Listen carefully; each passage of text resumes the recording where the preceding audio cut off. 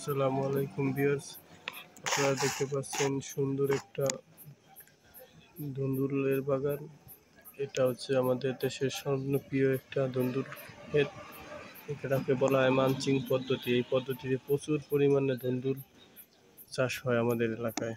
পরিমাণভাবে দেখেন এটাতে লাভজনক অতুলনীয় হয় এবং এখানে প্রচুর পরিমাণে কাঁচা শাকসবজি যেমন ধুন্দুল আছে, করলা আছে, এরকম প্রচুর পরিমাণে এখানে ফসল আমাদের এখানে উৎপাদন হয়। আপনারা দেখতে পাচ্ছেন, দেখেন কত সুন্দর পদ্ধতি।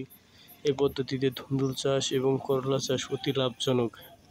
এই লাভজনক পদ্ধতিতে সারা বছরে আপনারা এই ধুন্দুল চাষ করতে পারবেন এবং করলা চাষ করতে পারবেন। এর সাথে লাউ আছে, চিচিঙ্গা আছে, নানান ধরনের কাঁচা সবজি এখানে উৎপাদন হয়।